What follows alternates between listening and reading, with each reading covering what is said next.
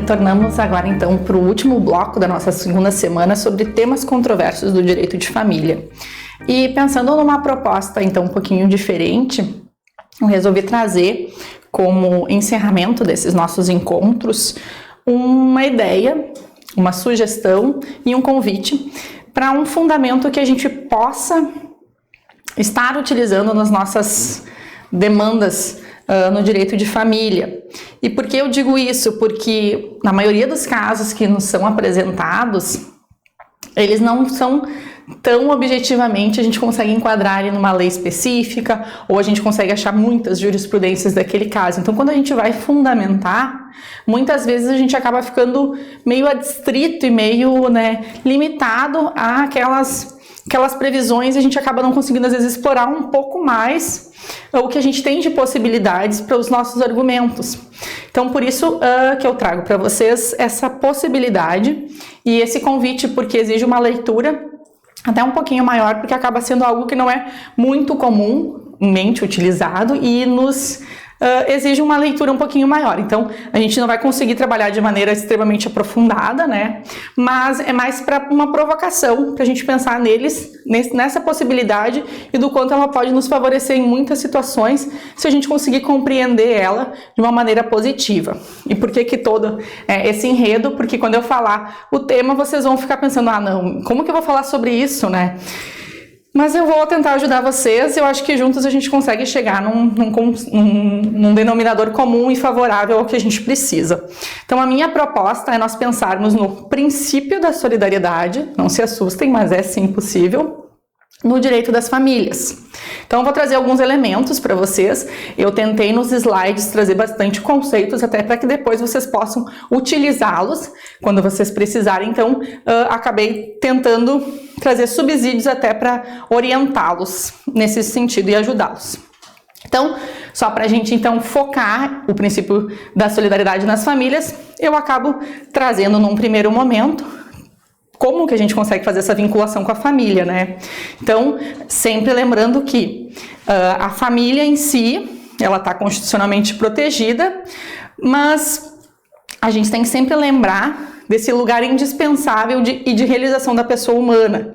Então, sim, a gente sabe que a família está constitucionalmente lá prevista, a gente sabe que existem as regras, mas a gente está trabalhando e a gente está vendo cada vez mais necessário a proteção e a realização dessa pessoa humana inserida nessa família. Então, do quanto a gente vai ter que sair tão somente dessa caixinha de família e pensar nessa felicidade, nessa liberdade, nessa individualidade, ainda como família.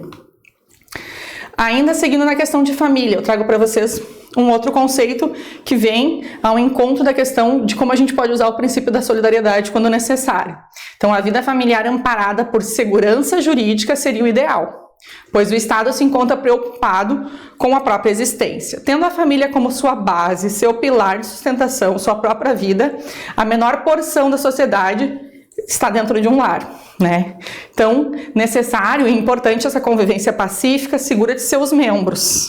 Então, isso tudo a gente já alinhando para pensar como a gente pode usar o princípio da solidariedade quando a gente quer falar dele no direito das famílias. Rosa também nos traz assim: o conceito de família para a realização de fins estatais foi substituído pelas realizações de fins da pessoa humana. A pessoa constitui família para a sua própria felicidade e não para a felicidade do Estado. E daí vocês vão me perguntar assim, como que eu vou falar no princípio da solidariedade? Sim, eu já entendi que eu vou trazer mais para o aspecto na questão da família enquanto indivíduo na família, a importância da família para aquele indivíduo, do quanto esse indivíduo, essa pessoa, também tem essa busca própria, mesmo num contexto familiar que não precisa estar sozinho para buscar isso, e sim que a família vai ter essa importância. E daí que eu tento de uma maneira bem simplista, trazer para vocês assim. Nós temos a Constituição Federal e a gente sempre se vale nos nossos argumentos da dignidade da pessoa humana, que é o nosso macro princípio, certo? Só que a gente tem que pensar assim, que hoje a gente tem a Constituição Federal como ordenamento que vai para todas as leis infraconstitucionais. Então a gente sempre vai precisar ler as leis, os códigos civis, todos os códigos com base na Constituição, certo? E quando a gente pensa na Constituição Federal, a gente tem que pensar que é o que a gente chama de constitucionalização do direito privado, porque vamos pensar assim, o direito de família, que a gente tem ele previsto no Código Civil, no Código de Processo Civil, a gente está falando dele dentro do direito privado, né? A Constituição, ela prevê aqueles ordenamentos, mais amplos. Então vai falar como que a gente fala em dignidade, como que a gente vive essa dignidade. E daí vem as leis infraconstitucionais nos dizerem como que seria essa dignidade, como seria essa promoção de saúde, como seria garantir uma educação. Então as leis, os códigos, vêm trazer a questão prática de como a Constituição vai ser exercida no dia a dia. Por isso que a gente fala que o direito privado, né, ele está hoje constitucionalizado, ou seja, a gente lê o direito privado a partir da Constituição Federal. Né? Porque pensando que esse direito privado existe para que a Constituição seja efetivada, certo? Então seria esse processo de constitucionalização que a gente chama na questão doutrinária. Então a gente vai estar na questão de promover dignidade, né? Proporcionando às pessoas não serem mais tratadas como indivíduo, mas sim num contexto geral. Daí por isso que a gente vem falar no princípio da solidariedade.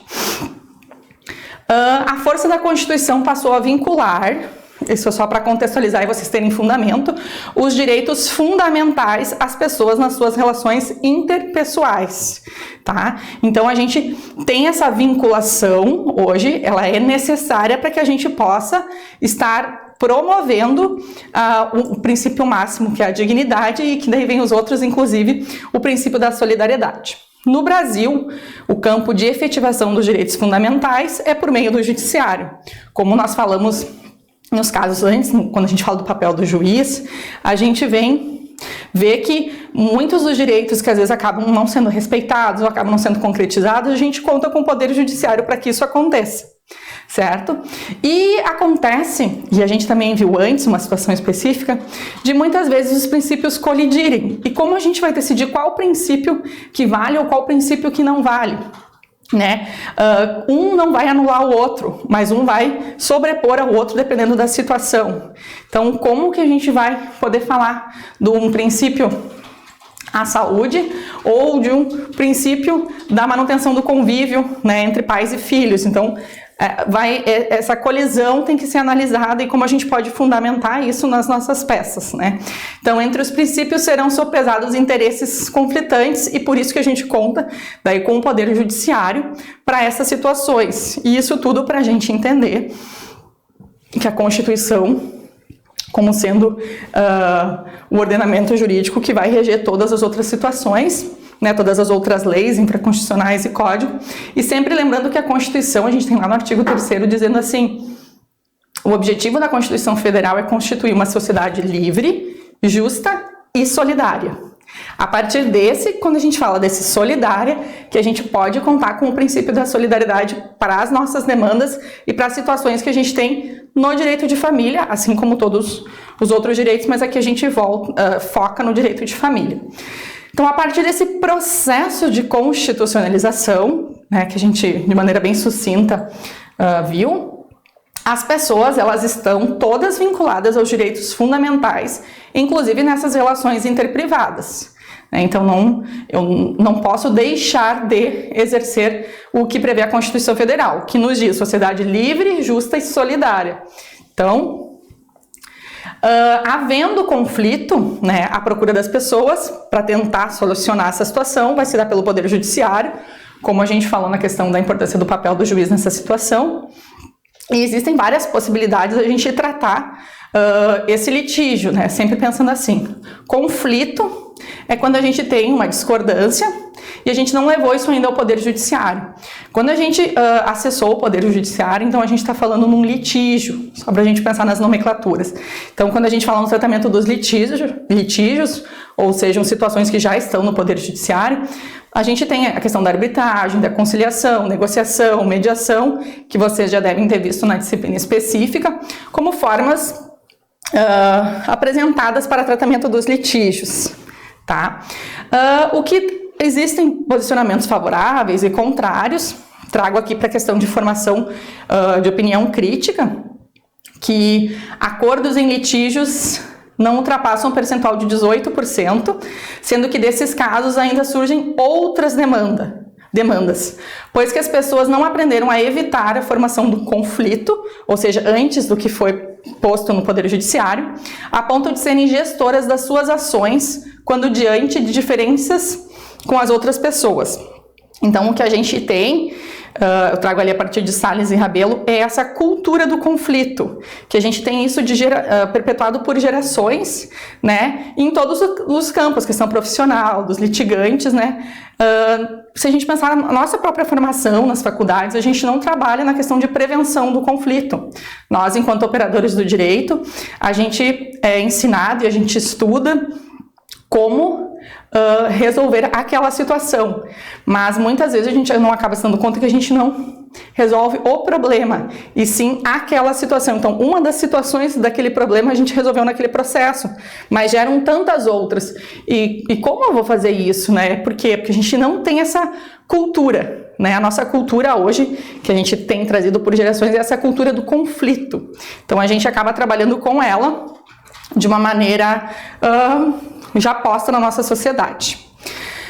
Muito mais que dar uma decisão ao litígio ou encontrar o tratamento, é importante a gente pensar na prevenção, certo? Para tanto, a pessoa deve olhar para suas atitudes e diante da comunicação, e aqui eu faço uma pontuação importante, hoje a gente cada vez mais tem valorizado e tem dado a devida importância para a questão da comunicação e do quanto isso impacta na resolução desse litígio, desse conflito, porque se nós pensarmos no processo, quem acaba escrevendo as peças e montando as manifestações somos os operadores do direito. E muitas vezes a outra parte que recebe aquela inicial, a que recebe a contestação, acaba lendo aquelas nossas formulações, assim, os nossos juridiquês, e ela lê como se fosse a autora, o réu que escreveu aquilo para ela, sem se dar conta que fomos nós que tentamos traduzir, mas traduzimos com um juridiquês e muitas vezes acaba mais tumultuando a situação do que, na verdade, solucionando ou mostrando que o objetivo é resolver ela de uma forma mais pacífica. Então, para o homem prevenir o conflito, antes mesmo de ajuizar, precisa ter humanidade, pois que, diz Resta, ser homem não garante que se possua aquele sentimento singular de humanidade. A linguagem, com as muitas sedimentações de sentido que encerra, é um infinito observatório dos paradoxos com os quais convivemos. E por que eu digo isso? E a gente tem aí o exemplo, por exemplo, da mediação e da conciliação, que é o momento em que, eu sempre digo para os meus clientes, é a oportunidade da outra parte poder te ouvir, ver a tua expressão, ver assim as tuas exclamações, as tuas indagações, que muitas vezes a gente, quando faz as peças, acaba não conseguindo, né, trazer para aquela outra parte de uma forma verdadeira, porque a gente tem que, na verdade, a gente está remetendo ao juiz, né? Então a gente tem que trabalhar com a questão de prova, com a questão de fundamentação jurídica, e acaba se perdendo essa questão de traduzir essa humanidade, essa situação que às vezes é só uma mágoa, né, na maioria das vezes, ou é só uma questão simples que poderia ser resolvida por uma comunicação acertada entre as partes, né? Daí a gente vai pensar, a partir da Constituição de 88, a gente tem, como eu disse no artigo 3º, inciso 1º, a possibilidade do princípio constitucional da solidariedade. Daí vocês vão me dizer assim, tá, mas como que eu vou usar isso no direito de família? Em que momento eu vou poder fundamentar isso? Então pensemos assim, eu trouxe um conceito para vocês, que a partir do princípio da solidariedade, a concretização dos direitos fundamentais, que vai muito além de a gente ser solidário na questão moral ou na questão ética, a gente vai ter essa solidariedade como um norteador para a ordem jurídica. Então a gente não, quando for falar sobre o princípio da solidariedade, né, a tentativa de ser empático com o outro, a gente não está falando aqui de uma questão religiosa, de uma questão moral ou de uma questão ética. A gente está falando aqui de uma questão jurídica. A gente tem no artigo 3º, né, inciso 1º da Constituição Federal, que é o nosso ordenamento máximo. Então, por que não a gente passar a usar isso como fundamentação, né, a favor da verdade dos fatos, a favor de solução daquele litígio, ou muitas vezes até no conflito antes da gente judicializar, porque é possível também que nos próprios escritórios ou nas nossas consultas a gente também já consiga pontuar essa situação. Necessário se faz o esclarecimento de que não se fala em solidariedade, aqui diz, né, então, aspecto cristão, filosófico, moral, mas uma solidariedade jurídica, tá? Então, a responsabilidade que a gente tem enquanto pessoas, umas com as outras. E a gente trazer isso para os nossos processos, né, para os casos, ou até mesmo antes dos processos, que mais louvável ainda se a gente conseguir. O princípio da solidariedade é um norteador do direito, no que tange a valorização da vida e a liberdade com igualdade, sendo que justiça, ética e valor da pessoa humana constituem a base fundamental para que o direito se transforme, de fato, em fator de transformação social. Vejam que a gente vê aqui o princípio da solidariedade como valorização da vida e da liberdade. Lá no início, quando a gente retomou alguns conceitos atuais do direito de família, a gente fala muito do indivíduo na família, né? Essa liberdade, né, que a gente tem enquanto indivíduo, a valorização da vida, a nossa busca pela felicidade. Então, hoje nós temos um conceito que está se transmutando no direito de família, e por que não a gente também passar a pensar então na solidariedade jurídica como uma forma de solução dessas situações. A solidariedade pode ocorrer por diversos contornos sociais, tanto de maneira involuntária como voluntária, sendo que ela ocorre de 3 formas. Então a gente vai ter aqui, que é o que nos compete enquanto estudantes do direito de família, laços de sangue, as solidariedades urbanas e os agrupamentos técnicos ou de trabalho. Então, focando nos laços de sangue, tem-se na família um campo de prática da solidariedade, sendo que não ocorre somente em razão da lei, mas de memória coletiva advinda da necessidade de convivência. Por que a gente pensa nisso? Focando agora, né, na solidariedade mais na questão familiar.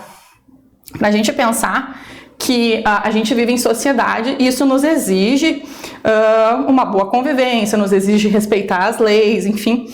Mas se a gente tiver uma memória coletiva e a gente implementar cada vez mais a prática da solidariedade, lembrando que ela está no ordenamento jurídico, na previsão máxima da Constituição Federal, a gente vai estar evitando, né, na medida que a gente for pensando, mais litígios, mais conflitos a partir do momento que a gente tenta esse exercício de empatia. Ou a gente pensa que não é uma questão moral, não é uma questão tão somente religiosa, né? A gente vai muito além disso. A gente é guiado hoje, a gente tem na nossa sociedade ordenamentos jurídicos que nos guiam para as decisões que a gente tem que tomar. E a gente tem como previsão máxima uma sociedade justa, livre e solidária. Então, a gente sempre trazer isso para as nossas consultas, para as nossas peças, para as nossas manifestações e para os nossos clientes também, né? Que a gente tem essa responsabilidade jurídica da solidariedade com relação ao próximo e de que não é só porque é a nossa verdade que tem que se sobrepor, a gente tem que fazer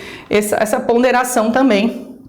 E no direito de família bastante, e principalmente porque se pensar é o nosso primeiro contato em convivência em grupo, né? Então a gente inicia na família, depois a gente tem o nosso ambiente de trabalho, depois a gente tem o âmbito social, e claro que a gente pode e tem essa questão da solidariedade em todos os aspectos, focando aqui no direito de família.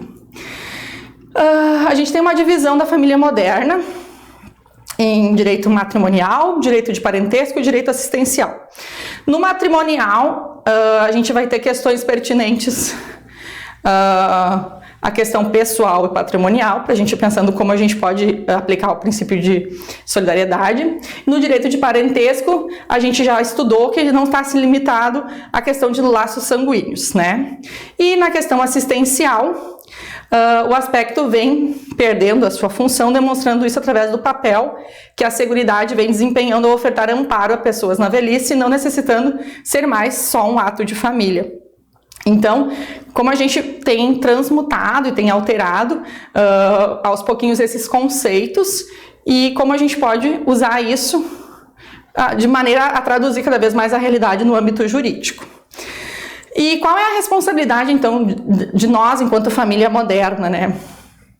A gente pensar, assim, que a educação é um dever dos pais aos filhos, devendo ser vista de maneira ampla, abrangendo a formação profissional, religiosa, faculdades físicas e psíquicas. É imperioso ter-lhes sob sua guarda, companhia, sustento e dando assistência e representação. Então, a gente tem essa responsabilidade para com os filhos, né? A gente tem legalmente isso previsto. Eles dependem da gente, tanto na questão física quanto psíquica, até atingirem a maioridade. E a gente tem essa responsabilidade dessa formação de personalidade, dessa formação profissional. Então, como que a gente pode estar passando isso se baseando na questão da solidariedade enquanto uma questão jurídica, né? Então, a gente já pode até vir tentando alterar essa cultura que a gente tem do conflito. A responsabilidade de todas as pessoas com problemas sociais existentes sendo: a consciência jurídica impõe aos particulares a obrigação de levar em conta a condição dos demais componentes da sociedade, mesmo aqueles que compõem as gerações futuras. Então aqui, ao meu ver, é um excelente fundamento para a gente ter nas nossas peças, quando a gente quer demonstrar que o determinado pedido da outra parte está meio exagerado, está meio abusivo. Então a gente pode dizer, olha, se a gente pensar no princípio da solidariedade, né, a questão da necessidade de consciência jurídica que impõe, né, essa observância, a gente pode estar trazendo esse fundamento. E para a gente, então, mudar essa realidade, a gente pode falar na questão de que até então se tinha muito a questão de cultura egoísta, de cultura individualista. Então se pensava muito no eu e não no eu dentro, enquanto parte daquela família, ou no eu enquanto responsável pelo outro, ou no eu enquanto exercício da solidariedade jurídica. Então, para a gente tentar mudar isso, se a gente querer pensar, tipo, antes mesmo dos processos, a gente pode pensar nessa questão de educação, do princípio da solidariedade. Mas, hoje, como a gente ainda tem essa situação, a gente, penso eu, podemos usar isso nas nossas demandas e nas nossas questões judiciais. A solidariedade é o pertencimento a uma comunidade, seja ela nacional, profissional, escolar ou familiar. Deve a pessoa agir e abandonar o consentimento tácito de concordar com a solidariedade, mas ficar calado, indiferente, como se não tivesse nada acontecendo. Por que eu trago isso? Porque muitas vezes a gente vê situações e a gente acaba não sendo ativo, né? Sendo que é uma responsabilidade nossa também na questão nacional, profissional. Eu sempre digo que a gente tem que pensar local, a gente pensa assim, na verdade, a gente pensa no global, mas a gente age no local. Então, por que não dar esse conselho ou dar essa manifestação no sentido de que, pô, peraí, vamos ser mais solidários nessa situação, isso é constitucionalmente previsto, né? Então, da gente também fazer essa manifestação ativa. Então, a gente pode pensar que a partir do momento que a gente compreende a questão da solidariedade, as pessoas vão participar com real envolvimento dos grupos e desenvolverão sua personalidade pela autogestão. Aqui já pensando num futuro, né? Que se a gente passa... Hoje a gente defende que a solidariedade é uma questão jurídica, tá? Mas se a gente começar a tornar isso cada vez mais presente nas nossas peças, nas nossas consultas, nas nossas conversas, e a gente começar a viver essa solidariedade, a gente vai ter cada vez mais indivíduos, né, ou pessoas que naturalmente vão exercer a solidariedade pensando no próximo. E não porque, como a gente falou, porque é de acordo com a minha religião, ou porque moralmente é o que me compete, mas porque a gente vem de uma crescente de obrigação jurídica quanto a isso, pelo princípio da solidariedade, e hoje é uma coisa tranquila. Então a gente tem que pensar que a lei e o ordenamento jurídico, ele vem para regulamentar questões que ainda não são habituais para nós, mas com o tempo sendo imposto, né, cada vez sendo cobrado, sendo exposto, a gente acaba tendo isso como uma realidade e nos nossos dias, no nosso dia a dia, e vai ser natural. Então é uma caminhada, a gente fala na vivência a vivência prática da solidariedade, hoje sendo possível por meio dessa questão jurídica, solidariedade jurídica. O princípio da solidariedade como possibilidade ou não para se alcançar o melhor interesse do filho comum no atual cenário da pandemia. pensando que a gente falou da questão lá dos alimentos no âmbito da pandemia, a gente pensou na questão da convivência, na questão da pandemia, mas para trazer um caso mais prático para vocês, eu pergunto, a gente poderia usar o princípio da solidariedade, né, como um argumento para defender o melhor interesse do filho comum na questão da pandemia, que é o que a gente falou antes? Então, só para a gente, porque eu falei, trouxe conceitos, tentei fazer uma construção de como é possível a gente falar da solidariedade, e daí vocês poderiam me perguntar, mas como que eu vou fazer isso na questão prática jurídica? Daí eu lembro vocês do que a gente falou e de como a gente pode falar, sim, na solidariedade naqueles casos que a gente falou no bloco anterior. Então, a sua efetivação da solidariedade ocorre enquanto princípio constitucional, enquanto elemento jurídico que se irradia para todos os demais do ordenamento jurídico. Encontra-se em diversas passagens de textos de lei, seja de forma expressa ou implícita. Então, ao meu ver, né, a partir do que eu acredito, estudo e defendo, o melhor interesse da criança estará sendo atendido quando a gente falar no princípio da solidariedade como uma possibilidade. E como isso é possível? Por ser um princípio constitucional, um elemento jurídico, e a gente pode estar trazendo isso para os nossos casos práticos. O princípio da solidariedade é propor novas ações e persuadir condutas que não se assemelham com o egoísmo, que é contrário à solidariedade de maneira espontânea, sendo uma condição de existência do eu como uma necessidade insuperável que, em razão da interdependência social, transforma-se em requisito essencial ao alcance da própria felicidade. Porque esse fechamento, para a gente pensar assim, hoje o nosso conceito de família é essa busca da felicidade enquanto indivíduo dentro da família. Então, para que a gente tenha o alcance da própria felicidade, a gente tem essa transformação, essa interdependência social. E isso é possível a partir de novas condutas, né, que sejam contrárias ao egoísmo, né? E o que seria contrário ao egoísmo? A solidariedade, que hoje a gente pode contar com ela por estar no ordenamento jurídico. Então a gente pode inclusive cobrar, né, a efetividade dela e a vivência dela para que no futuro isso seja uma questão habitual de todos nós. Então, para encerrar, o âmbito do direito das famílias trata-se de uma partícula da sociedade, pois é responsável pela socialização de seus membros, particularmente crianças e adolescentes, mas não é só. É ela que garante os vínculos relacionais que previnem os riscos do isolamento social. E dentro da esfera familiar, o direito de convivência de pais, não guardiões e seus filhos requer a observação do melhor interesse das crianças, sendo importante o papel de cada genitor na formação dos filhos comum. Então, trago aqui também uma resposta ao que a gente trabalhou no bloco anterior com relação a essa questão dos vínculos relacionais e como a gente pode usar o princípio da solidariedade como fundamento para isso.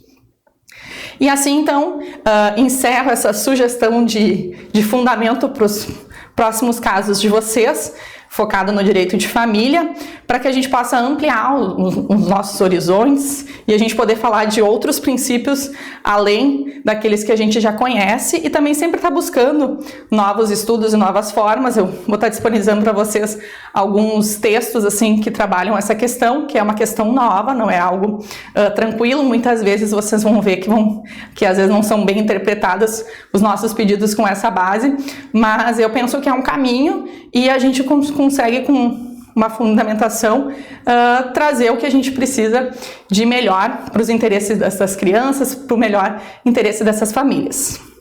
E a gente encerra assim essa disciplina de temas controversos do direito de família. A gente falou das novas famílias, a gente falou de casos recentes que foram julgados e viraram de repercussão geral, a gente falou da questão do quanto o Covid tem impactado nisso. A gente também trabalhou questões que a gente acaba não tendo tanto na nossa prática enquanto estudante de direito, que é a questão da perícia, e finalizamos então com uma sugestão de fundamento a ser usado nas próximas peças e nos próximos casos que vocês sejam desafiados aí. Muito obrigada!